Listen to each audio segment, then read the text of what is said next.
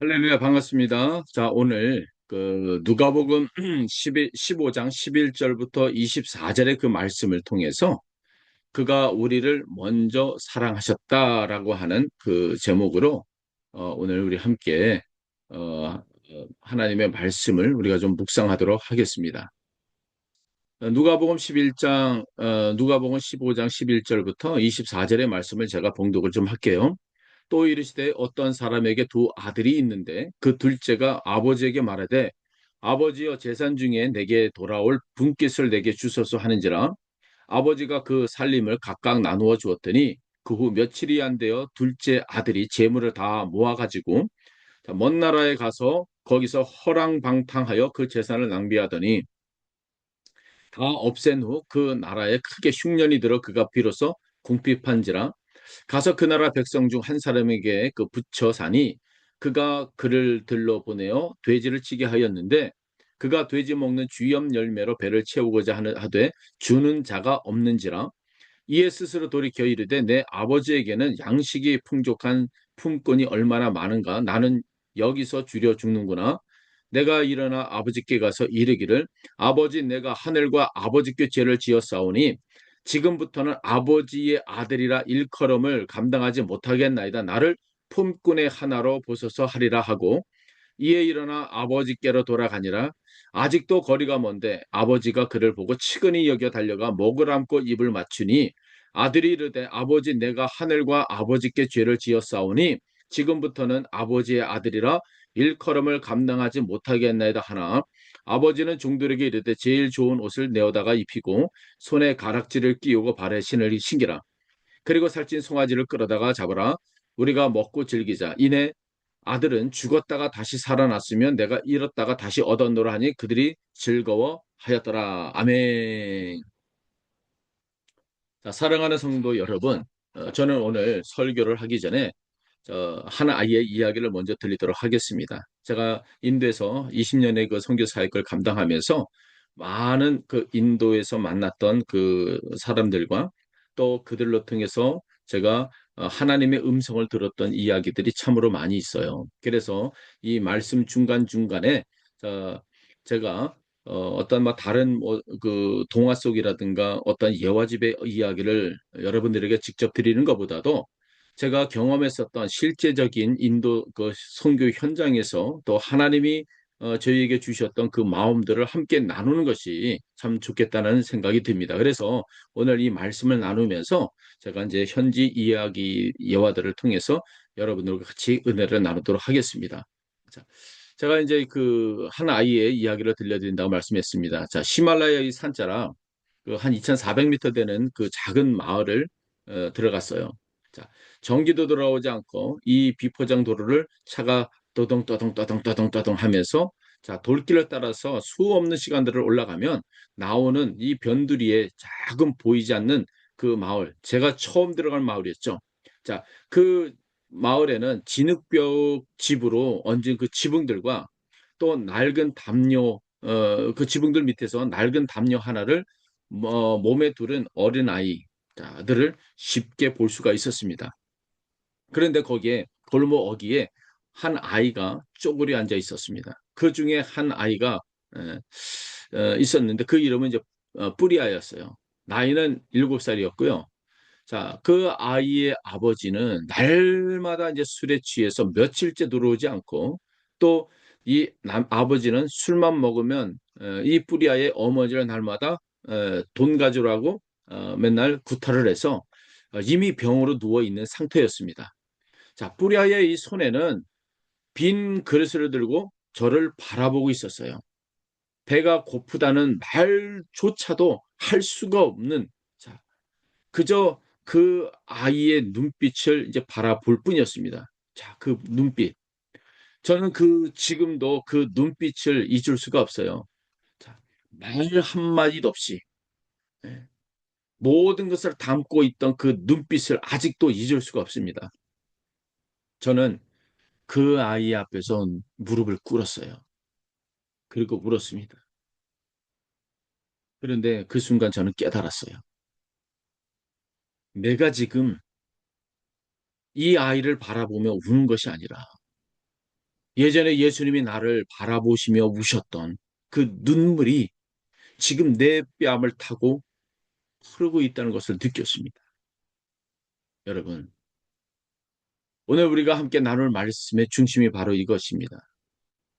예수님의 이 사랑의 이 국률, 그것이 무엇인지를, 그 사랑이 얼마나 깊고 얼마나 먼저이고 얼마나 포기하지 않는지를요. 그리고 오늘 이 말씀이 우리 모두의 가슴에 불을 지르기를 간절히 소망합니다. 죽어가는 교회가 살아나고 식어버린 여러분들의 심령에 다시 성령의 불길이 붙기를 저는 기도합니다. 요한 1서 4장 19절에 우리가 사랑함은 그가 우리를 먼저 사랑하였음이라 라고 말씀하고 있습니다. 먼저. 이 단어에는 오늘 이 설교에 모든 것이 담겨 있어요. 그분이 먼저 사랑하셨습니다. 예. 우리가 사랑스러울 때가 아니라 우리가 돌아오기 전에, 우리가 자격을 갖추기 전에 먼저 우리를 사랑하셨어요. 오늘 그 사랑 앞에 저와 여러분들이 함께 서기를 원합니다.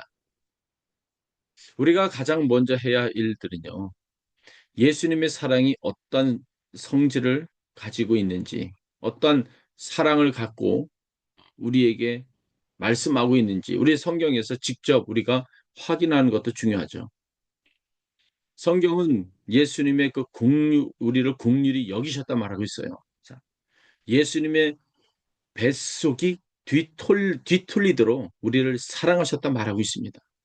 자, 마가복음 1장 40절과 이 41절을 한번 보면은 한 병 환자가 예수께 와서 꿇어 엎드려 간구하다라고 말하고 있어요. 그리고 와서 저를 깨끗하게 하실 수 있나이다 라고 간구하고 있습니다. 야, 예수님은 어떻게 합니까?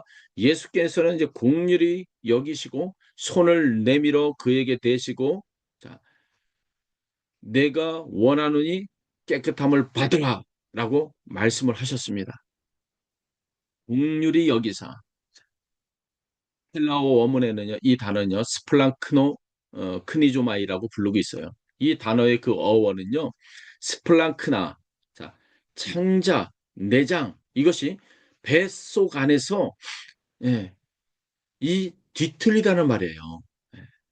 자, 즉 예수님이 나병 환자를 보셨을 때 그분의 이 뱃속이 뒤틀렸다는 겁니다. 여러분 배 한번 뒤틀려 보면 얼마나 아픕니까? 단순히 예수님이 그를 불쌍히 여겼다고 하는 것이 아니라 마음이 아팠다, 뱃속에 이 창자가 뒤집힐 정도로, 예, 이 창자가 끊어지는 같은 이 슬픔으로,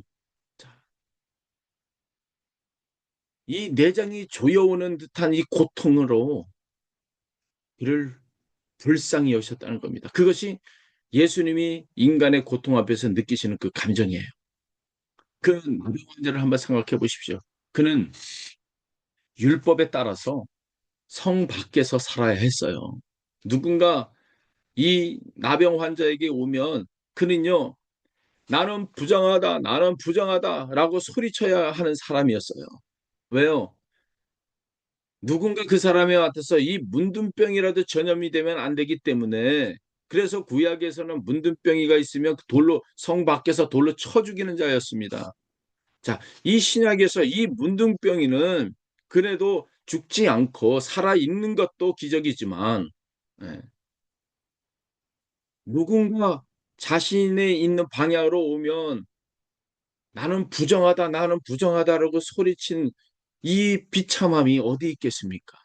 인간의 존재 자체가 없어야 하는 대상이라고 하는 것을 본인 스스로가 말하고 있는 거예요. 그에게는 가족도 다 떠나버립니다. 친구도 다 떠나버려요. 그리고 그의 손은 이미 다 문드러져 있는 상태고 얼굴도 형체가 알지 못하는 이런 상태. 그의 모습을 한번 생각해 보십시오. 그런데 그가 예수님 앞에 나왔어요.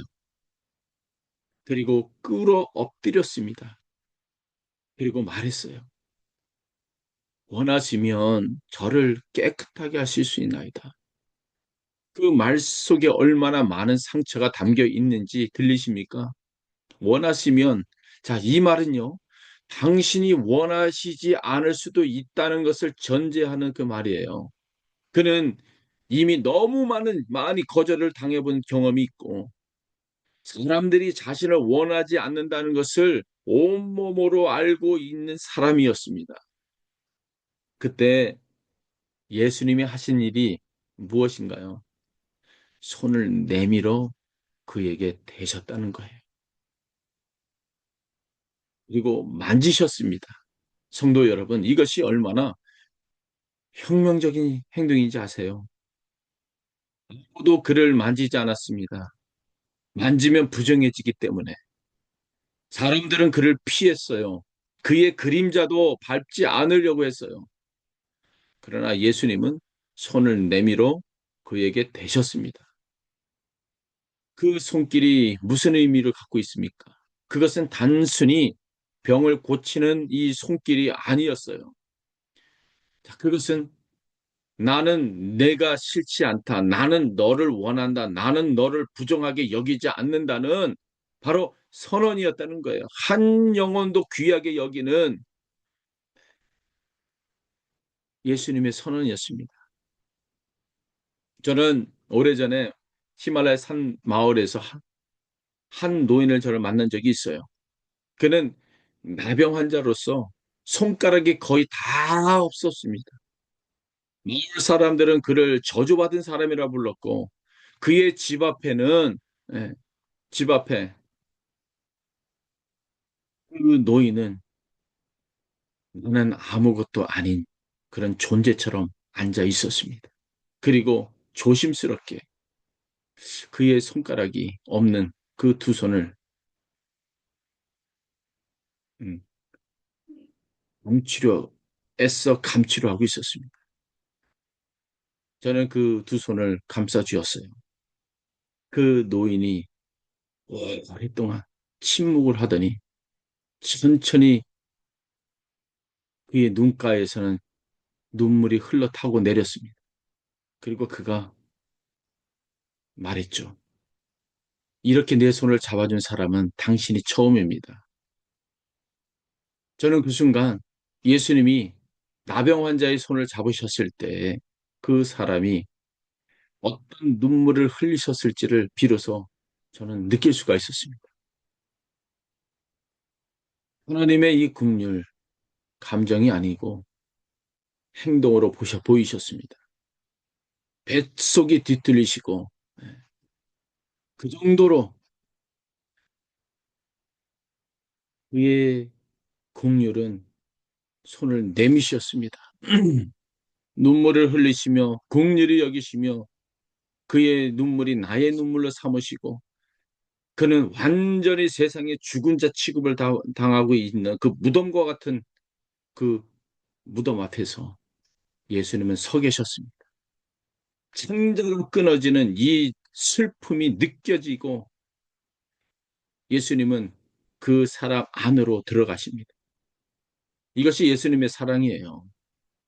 바라보는 사랑이 아니라 입으로만 전하는 사랑이 아니라 행동으로 옮기시는 사랑, 바로 들어오시는 사랑인 겁니다. 이제 우리는 누가복음 15장으로 한번 달려가면 예수님이 직접 말씀하신 이 비유를 우리가 잠깐 나누도록 하겠습니다. 바로 본문에서 우리가 읽었었던 이 탕자의 비유, 여러분들이 너무 잘 아실 거예요. 그러나 저는 오늘 이 비유를 탕자의 비유라 부르지 않겠습니다. 이 비유는 진짜 주인공 탕자가 아니에요. 달려가신 아버지입니다. 본문을 먼저 잠깐 읽겠습니다. 누가복음 15장 11절과 13절의 그 본문인데요. 예. 이르시되 어떤 사람들에게 두 아들이 있는데 그 둘째가 아버지에게 말하되 아버지여 재산 중에서 내게 돌아올 분깃을 내게 주소서 하는지라 아버지가 그 살림을 각각 나누어 주었더니 그 후 며칠이 안 되어 둘째 아들이 재물을 다 모아 가지고 먼 나라에 가서 거기서 허랑방탕하여 그 재산을 낭비하더니라고 말하고 있어요. 자, 아들이 아버지에게 한 말이 무엇인지 아십니까? 아버지요, 재산을 내게 주소서. 자, 유대 문화에서 이 말이 무슨 의미를 하고 있는지 아세요? 그것은요, 아버지, 당신은 지금 제게 죽은 사람이에요. 당신이 죽어야 받을 유산을 지금 당장 내게 주세요라고 하는 말과 같은 거. 이런 에? 배랑 맞을 놈 같은 놈이 어디 있습니까? 사실은 에? 천벌을 받을 놈이죠. 에. 아니, 살아있는 아버지한테 당신은 죽었다고 말하는 에? 표현인 거가 다름이 없는 거예요. 사실은. 그런데 아버지는 어떻게 하셨어요? 살림을 나누어 주었어요. 아버지는 그 아들을 붙잡지도 않으셨습니다. 강요하지도 않았어요. 그 아들이 선택하도록 내버려 뒀습니다. 그러나 내버려 두신 것이 포기하신 것이 아니에요. 우리가 누가복음 15장 14절과 16절 보면 다 없앤 후 그 나라에 크게 흉년이 들어 그가 비로소 궁핍한지라 가서 그 나라 백성 중 한 사람에게 붙여 사니 그가 그를 들로 보내어 돼지를 치게 하였는데 그가 돼지 먹는 주염 열매로 배를 채우고자 하되 주는 자가 없는지라. 자, 돼지를 치고 있습니다. 유대인에게 돼지는 부정한 동물이죠. 예. 율법에서 가장 부정하고 이 천한 자리예요. 자, 그 아들은 지금 인간이 내려갈 수 있는 가장 낮은 자리에 있어요. 그것도 모자라서 돼지가 먹는 쥐염 열매로 배를 채우려고 하고 있습니다. 아무도 주는 자가 없어요. 그때 성경이 말합니다. 예. 17절 보면 이에 스스로 돌이켜 이르되 내 아버지에게는 양식이 풍족한 품꾼이 얼마나 많은가 나는 여기서 줄여 죽는구나. 자, 스스로 돌이켜 이 아들은 깨달음이 있었습니다. 그러나 그 깨달음이 너무 초라했어요. 깨달음이 너무 초라했어요. 고작 아버지의 집에 가면 먹을 것이 있겠다. 바로 그것뿐이었어요. 사랑이 그리워서가 아니었고, 예. 품꾼이라도 되겠다는 그 생각, 예. 아버지 집에 가면 먹을 것이 있다는 그 생각, 그것뿐이었죠. 자, 그것으로 이제 충분했어요. 하나님의 이 국률은요, 우리가 완전해지기를 기다리지 않습니다. 그 아들이 일어나 아버지를 향해 걷기 시작했어요. 그리고 그때 일어난 일을 한번 들어보십시오. 누가복음 15장 20절의 말씀이죠. 이에 일어나 아버지께로 돌아가니라 아직도 거리가 먼데 아버지가 그를 보고 측은히 여겨 달려가 목을 안고 입을 맞추니라고 말하고 있습니다.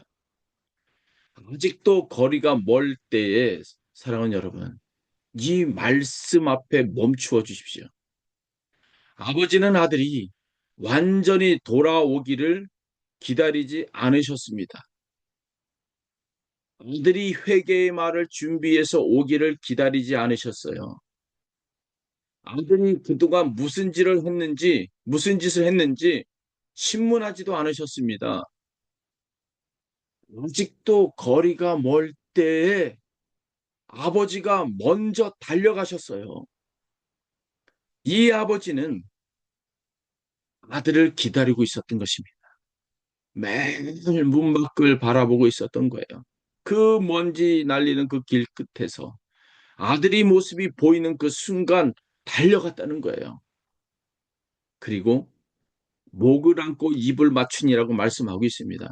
돼지 냄새가 나는 그 아들의 목을 안고 안으셨어요. 그 냄새, 그 남노함의 그 냄새, 그 수치를 맡고 있던 그 아들, 아버지는 상관하지 않으셨습니다. 히말라야 그 산자락에 그 마을에 다르멘드라고 하는 아버지가 있습니다. 그의 아들은 마을을 떠나 도시로 가더니 마약에 빠졌어요. 3년의 연락이 없었습니다. 어느 날 제가 그 마을에 들어갔을 때 그 아버지가 마을 어귀 언덕 위에 앉아 길을 바라보고 있었습니다. 저는 물었어요. 여기서 뭘 보고 계십니까? 그가 대답했습니다.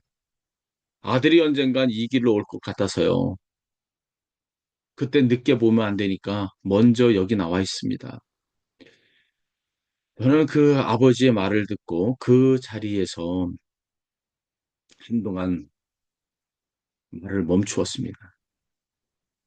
그것은 누가복음 12장이 살아 숨쉬는 현장이었던 거예요.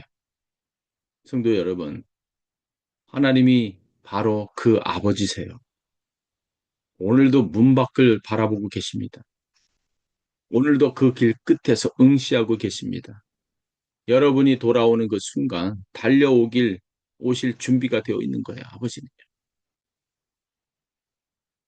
누가복음 15장 22절 24절에 보면 아버지는 종들에게 이르되 제일 좋은 옷을 내어다가 입히고 손에 가락지를 끼우고 발에 신을 신기라. 그리고 살찐 송아지를 끌어다가 잡으라. 우리가 먹고 즐기자. 이 내 아들은 죽었다가 다시 살아났으며 내가 잃었다가 다시 얻었노라 하니 그들이 즐거워하더라. 죽었다가 다시 살아났다. 말하고 있습니다. 아버지의 눈에는 그 아들이 죽었던 것이었습니다. 그런데 돌아왔어요. 그것만으로도 충분합니다. 회개의 완성도를 따지지 않습니다. 보상의 계획을 요구하지도 않습니다. 살아났다. 살아났다는 그 사실 하나로 잔치가 시작이 되어진 거예요. 그게 아버지의 마음인 거예요. 오늘 이 자리에 그 잔치가 여러분을 위해서 준비되어 있습니다. 이제 저는 예수님의 그 사랑과 그 긍휼 가운데서 가장 아프고 가장 아름다운 장면으로 여러분과 함께 나누고 싶어요. 예수님께서 눈물을 흘리시다라고 하는 겁니다. 함께 우시는 그 사랑. 요한복음 11장에 보면 나사로가 죽었어요. 마리아와 이 마르다가 울고 있습니다. 주변 사람들도 울고 있어요. 그때 예수님이 오셨습니다. 요한복음 11장 33절과 35절에 보면 예수께서 그가 우는 것과 또 함께 온 유대인들이 우는 것을 보시고 심령의 비통이 여기시고 불쌍히 여기사 자, 그를 어디에 두었느냐 또 이르되 주여 와서 보세요. 그때 예수님께서 와서 보시니 예수님께서 눈물을 흘리시더라. 그 말씀이 있습니다. 예수님께서 눈물을 흘리시더라. 성도 여러분, 이 말씀 앞에 여러분 우리는 우리의 발걸음이 잠깐 멈춰야 됩니다. 깊이 한번 생각해 보십시오. 예수님은 나사로를 살릴 수도 있었습니다.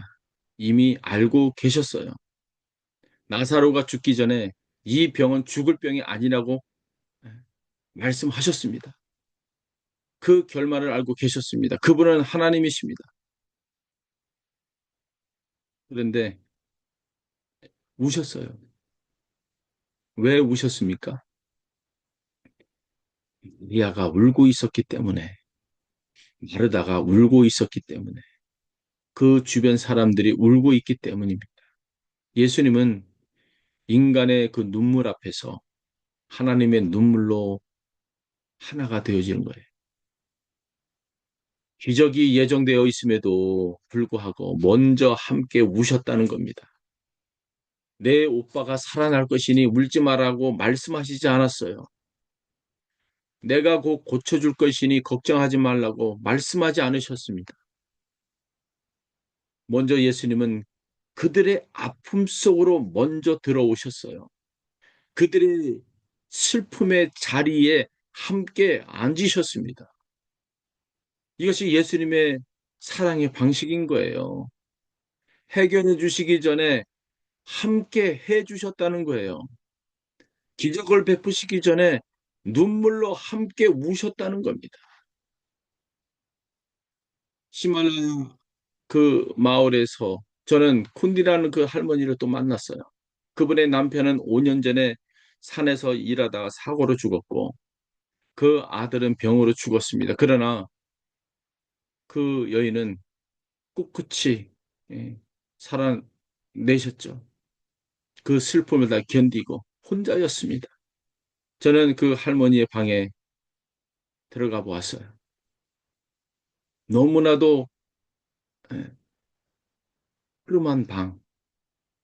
방에는 이 구멍이 숭숭 나고 짐승이 예? 쥐라도 들라들라마는 그런 것들 너무나 허름하고 칙칙한 그 방. 아무것도 없는 그 방이었습니다.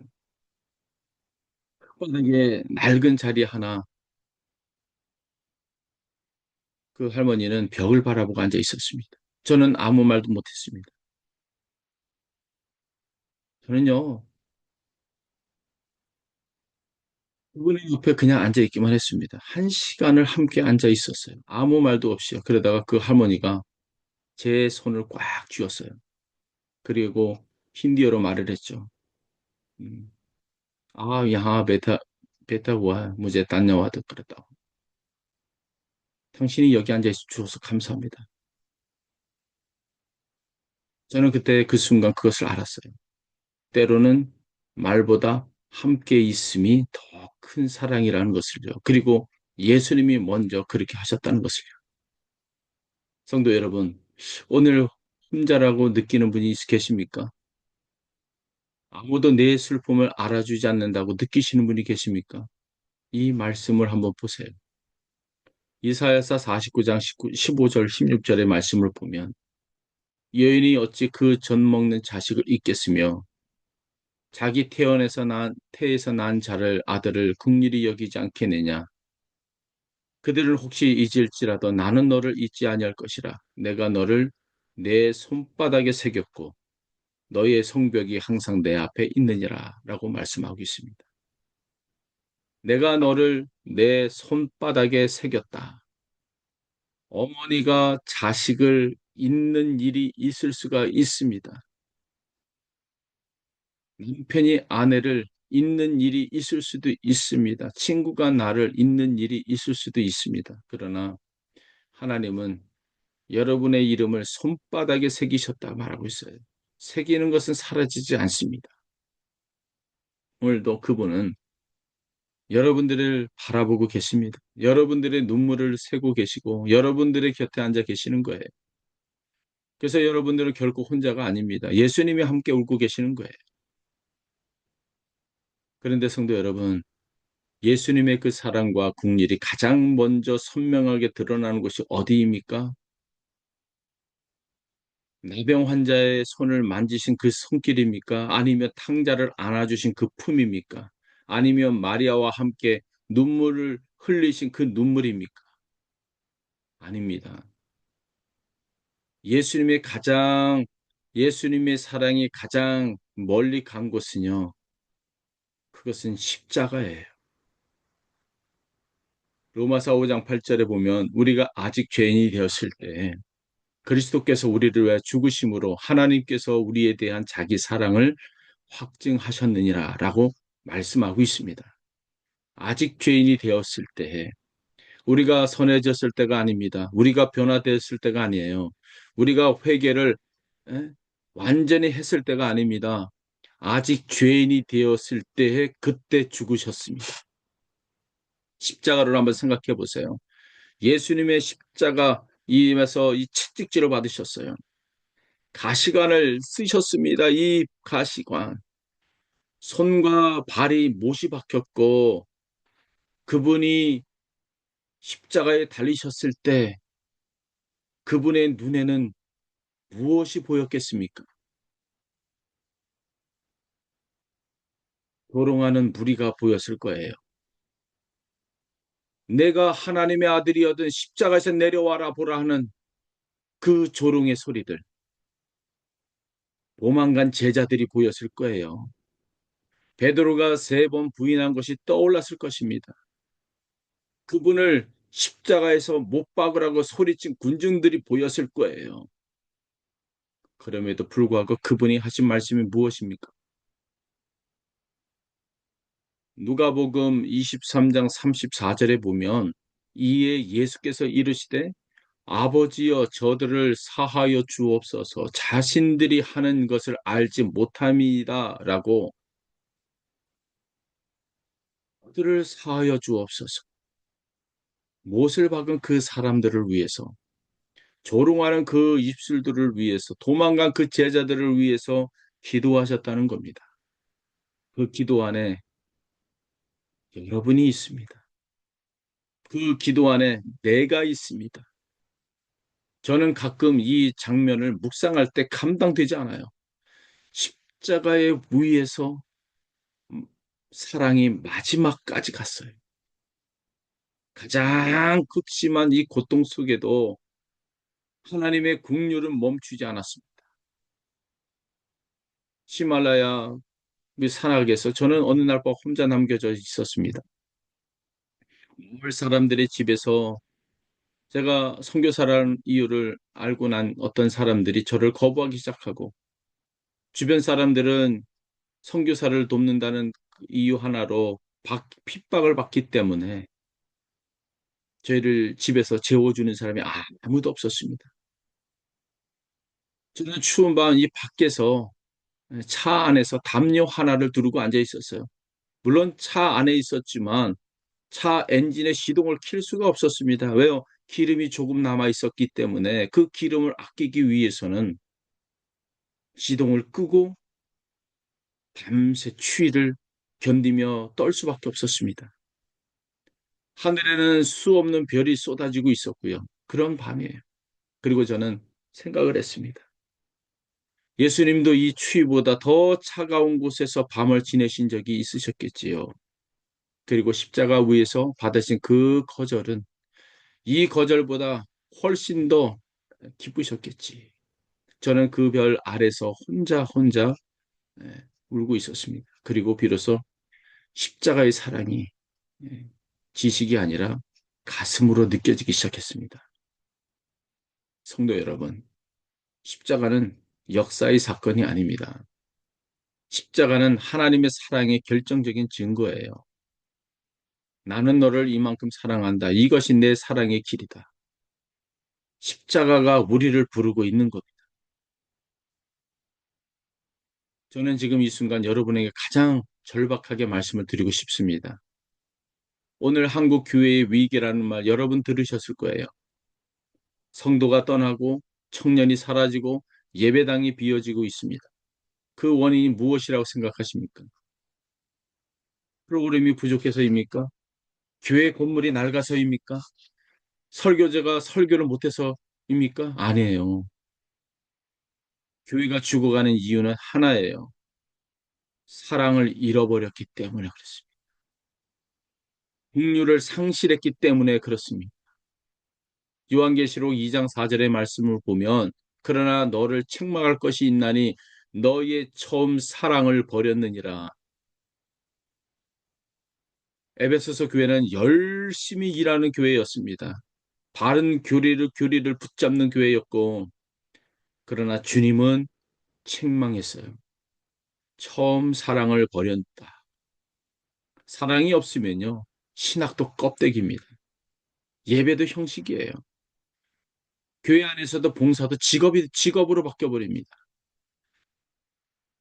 오늘 저는 여러분에게 회개를 촉구합니다. 단순한 도덕적 회개가 아닙니다. 우리는 예수님을 알면서도 그분처럼 사랑하지 않았어요. 교회 안에 있는 가난한 자를, 상처 입은 자를, 아무도 돌보지 않는 자들을 우리가 외면했습니다. 교리는 알면서 긍휼은 몰랐죠. 성경을 읽으면서 옆 사람의 눈물을 닦아주지 않았습니다. 전도를 하면서 그 사람의 이름조차 기억을 못했습니다.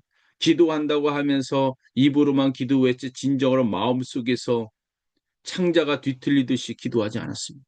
우리 안에 우리 안에 예수님의 뱃속에 있는 것처럼 창자가 뒤틀리는 긍휼을 잃어버렸습니다. 이것이 우리의 죄입니다.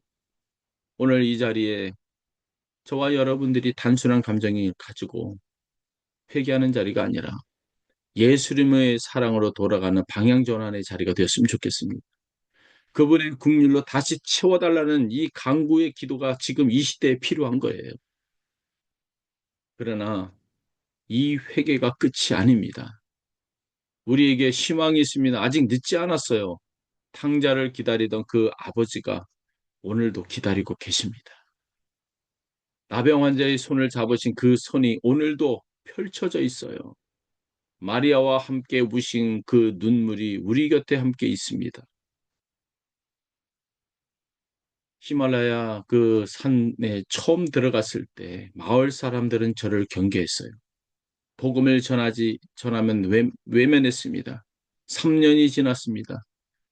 4년이 지났습니다. 5년이 지났습니다. 저는 포기하지 않고 그들의 아이들과 함께 놀았고, 큰 이들을 찾아가면서 잘 놓지도 못하는 이 뜸을 놔주기 시작했고, 어른들의 물동이를 들어서 나르기도 하고, 그렇게 오랜 시간이 지나던 어느 날, 그 마을의 한 분이 저를 찾아왔습니다. 당신이 전하는 예수가 누구냐? 처음에는 그분이 하는 말을 의심했습니다. 그런데 그분이 말을 합니다. 3년이 지나면서 알았다. 당신이 우리를 사랑하는 방식이 보통 사람들이 할 수 있는 사랑이 아니라는 것을. 문둥병이의 손을 만졌죠. 어린아이의 빈 밥그릇과 함께 그 아이의 눈물을 함께 흘리며 그 고통을 함께 했던 것들을 마을 주민들이 보고 있었던 거예요. 나를 외치고 길거리를 내치며 예수 믿는 선교사라는 그 이유 하나로 추위에 떨고 차 안에 홀로 남겨져 있으면서도 불구하고 그 마을에 여전히 들어와 그들의 눈물과 하나 되어졌던 오랜 시간을 지켜보고 있었던 그들이 보통 사랑이 보통 사람이 할 수 있는 사랑이 아니라는 것을 깨달았다고. 그러면서 그 예수를 나에게 가르쳐 달라고. 그날 마을에 처음으로 성도가 생겼습니다. 복음은 논리로 전해지지 않아요. 사랑으로 전해지는 거예요. 예수님의 국률이 흘러가는 사람들을 통해서 전해지는 겁니다. 제가 한국에 나오면 많은 사람들이 인도에서 나오게 되면 쭉 말라서 나와요. 그러나 열흘, 보름, 한 달 되면 살이 포동포동해져서 고생 한번 안 해본 사람처럼 느껴지면서 예, 함부로 말을 상처를 주죠. 그러나 다 괜찮아요.